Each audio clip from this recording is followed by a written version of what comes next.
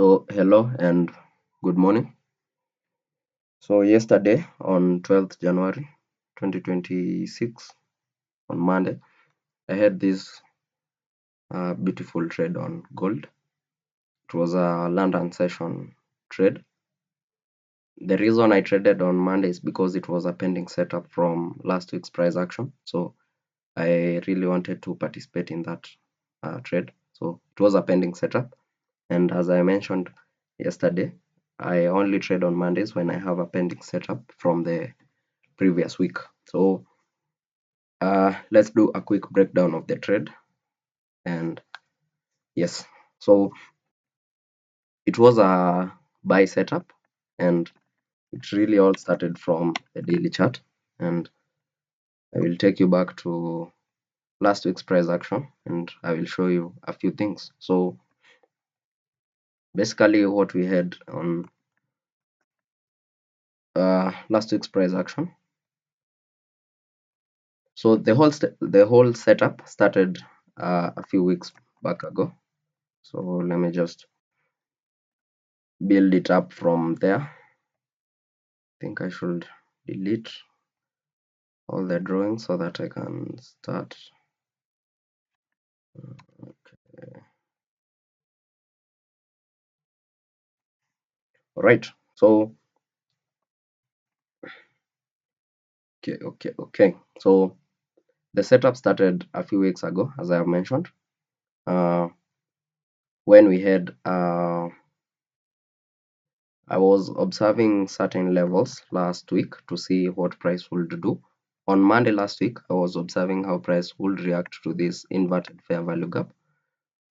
You can see that we had this bullish fair value gap and then this bearish fair value gap. So it was it became an inverted fair value gap. And on Monday last week, I was observing how price would react to it. So this was Monday's candle, last week's Monday's candle on 5th January 2026. So you can see that price did trade into that inverted fair value gap and closed above the 50%.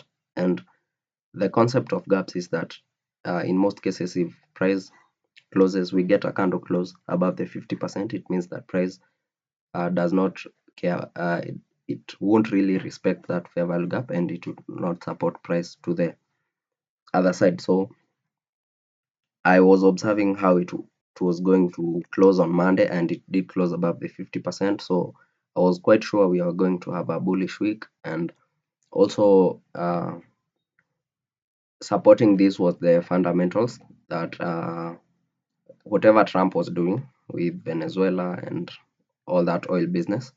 So we really all kind of knew that we were going to have a bullish week. So, but I wasn't really actively trading that week because, as I explained, um, I had not gotten a good change in state of delivery on a weekly level. So I was just observing price, and then uh, on Friday, as Friday was closing, we had already traded. So okay, this was Monday, this was Tuesday, another bullish day, and then on Wednesday we had a retracement to the downside. So that is what I love to trade. I love to displacement legs, retracement legs, and so forth and so forth. So once we had this retracement leg, I now wanted to see price close above its open. So this was the open. I wanted to see price close above that. So on Friday, it did not. You know that Friday's trading does not really end. It pauses and then it reopens on Sunday. So I wanted to get that close above that high. So I was waiting to see how the week opens, and I was quite sure we were going to open with a gap to the upside. And so that was what I was looking to trade as Monday opened the London session. So let's go down to the 4-hour chart and see what happened. So you can see that we closed above that on that particular day. So that actually in itself became a market structure shift on a 4 hour level, because you can see that we swept that and then we came and closed above that. So as soon as that happened, so this was now Sunday's open at 6 p.m. So the times that I'm mentioning here are in New York time, because that is what I use. So whenever I say any time, do not refer to Kenyan time or East African time. It's in New York time. So we had this big candle which opened with a gap. We had this gap right here. This is a new week opening gap, analog, but that is not important in this analysis. So on the 4 hour chart, we had that big candle, and I wasn't able to participate in this particular setup because price didn't really give me. Let me take you now to the 4 hour chart. So remember that as soon as we closed above this, now I was willing to participate even in this move, but now go to where I take my entries on the 15-minute. Price did not give me my entry because I usually wait for a retracement. When price opens a new 4 hour 4 hour candle, I wait for a small retracement to the downside if you are bullish, and then I take the long. And if you are bearish, I wait for the small retracement to the upside, and then I take an entry on the 15-minute chart. So here is what happened on the 15-minute chart. So remember the 4-hour chart has opened right here at 45.21, which is 6 p.m. The price level is 45.21 and the time is 6 p.m. on Sunday. So this is the Asia open. So price rallied to the upside. So we usually call this the true day open. Let me just label it as that. True day open. Don't have a template for that, so let's just label it right here. True day open. So we had that surge to the upside, and then we had now what I usually like to see. This is my retracement.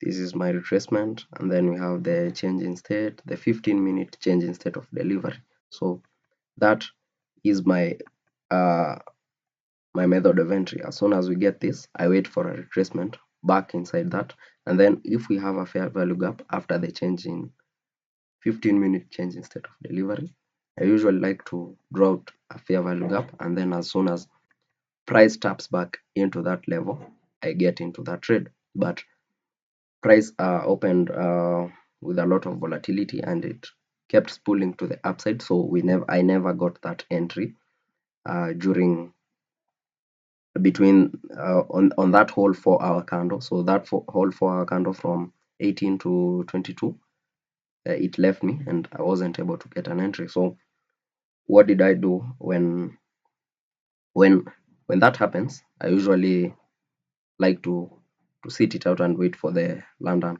session now. So I came in the London open. Let me just leave that there. So you can see this was my first entry. This was where I was aiming to get my first entry, but I missed it. So I came to the now London open, because after that we have the midnight open. Let's just mark it out. 12. So yes, now this is Monday midnight open. Oh, have a template for that. Yes, so this is the midnight open. Price started rallying to the upside again. So I went back to the 1-hour chart now, because on the 4-hour I already have a bullish candle, so not really looking at it. So I'm just waiting for a small retracement to give me.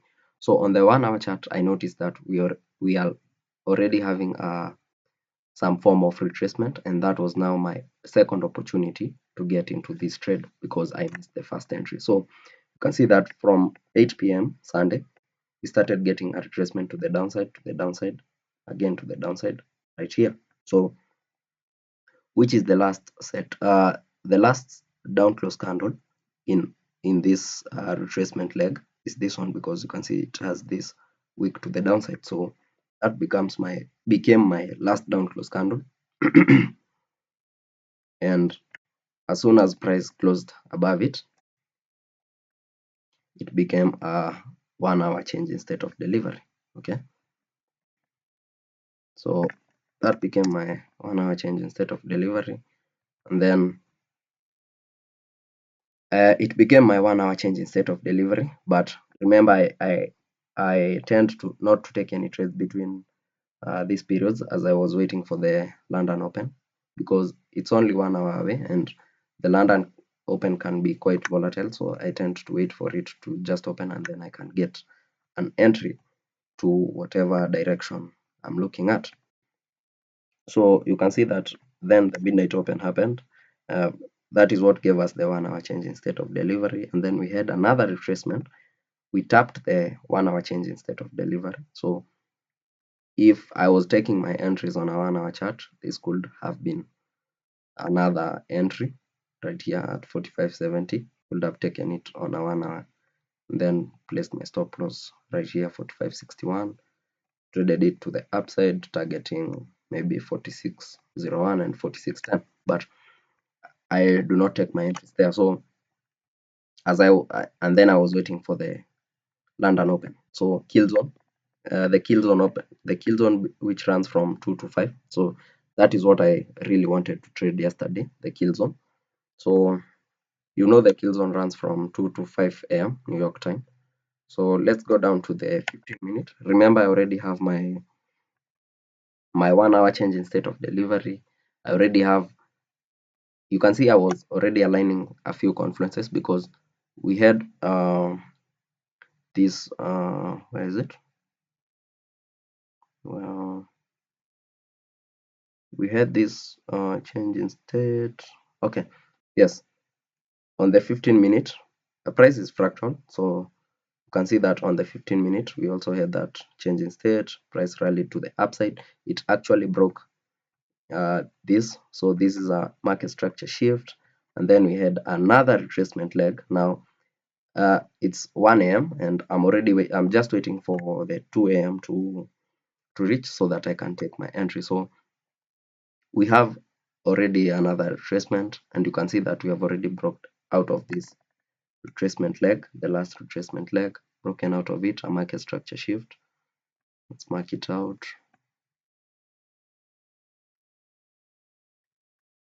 So now, as price was retracing down to the downside, and we are approaching 2 a.m., I started to be on the lookout now for an entry.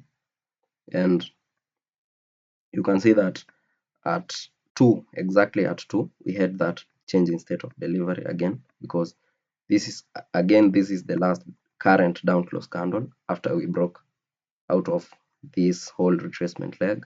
Now this is what I was looking for. So we had this 15-minute CISD, change in state of delivery.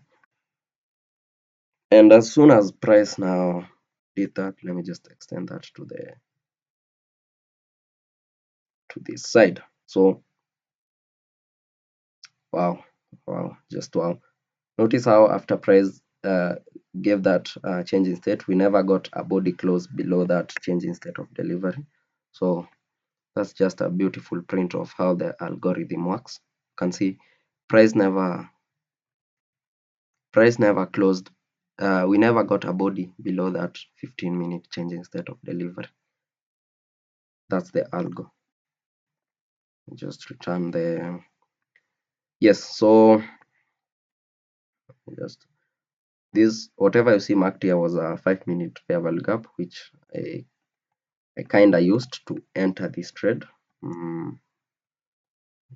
Go back, way back. Yes.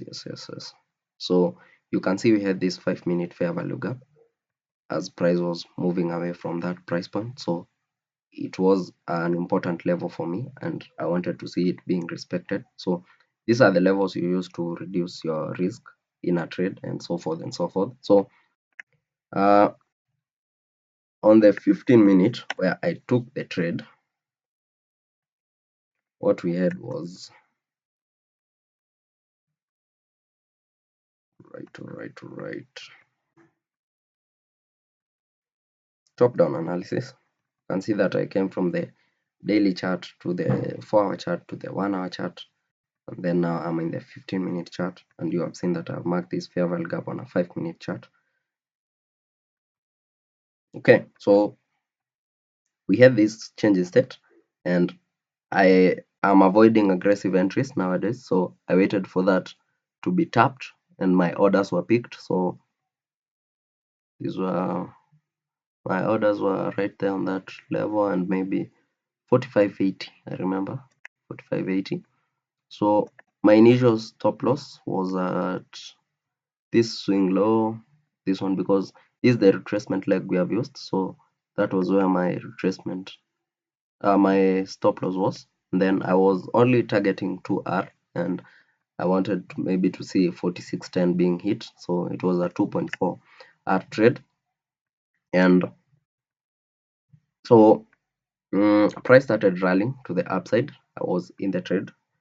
I only took 3 entries right here, and I did not add any as price was moving to the upside. So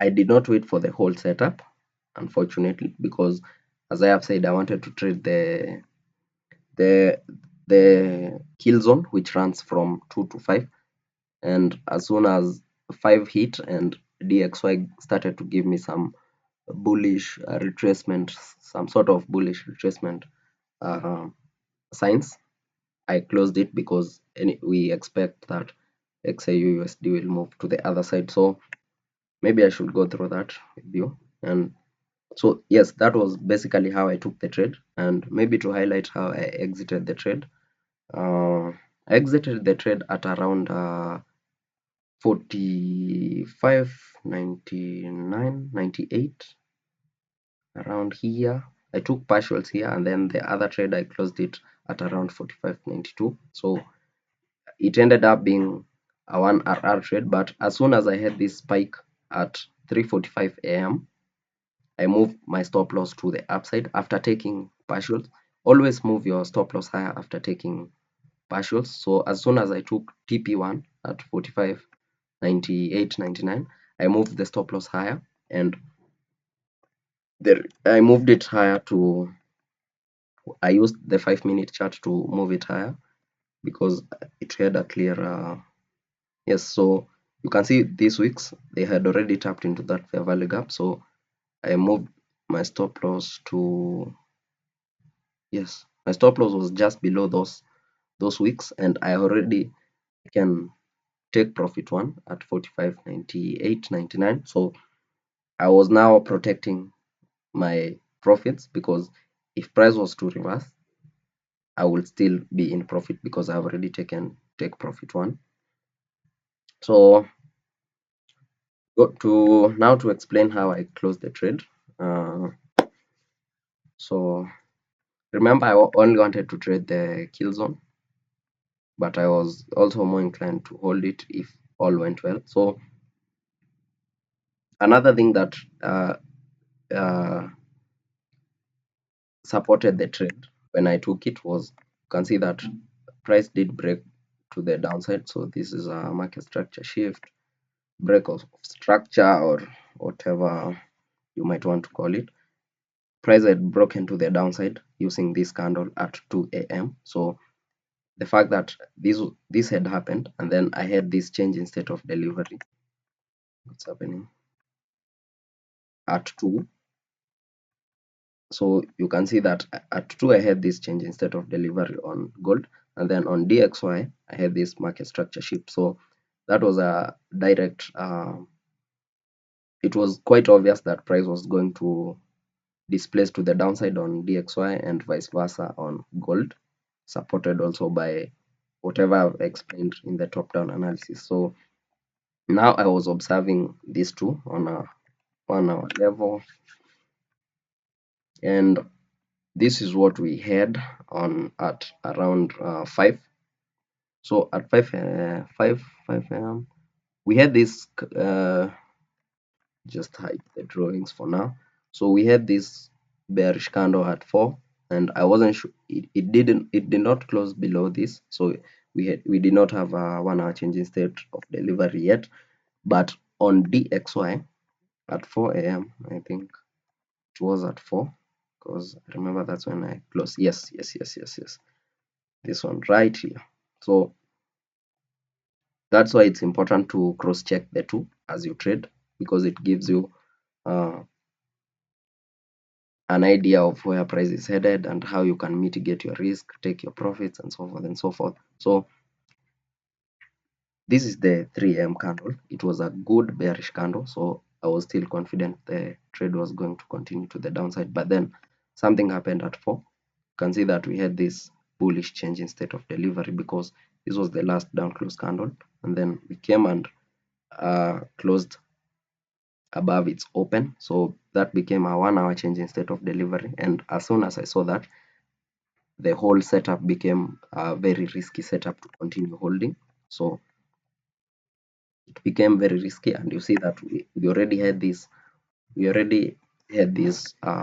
bearish candle that had swept the previous hour candle, and it started to displace to the downside. So I was quite sure we were going back to my entry, and I wasn't really willing to hold that trade for that long. But you can see that later in the day it played out, and uh, we never we could have my stop loss would have been protected.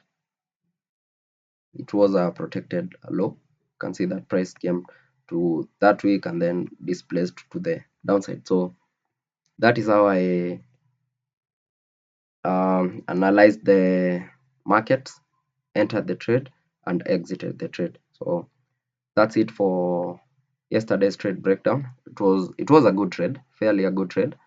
Yes, I followed all my rules, closed it well enough, and yes, so that's it. So that was 12th January 2026. XAU USD around 1.7R achieved. See you on the next one.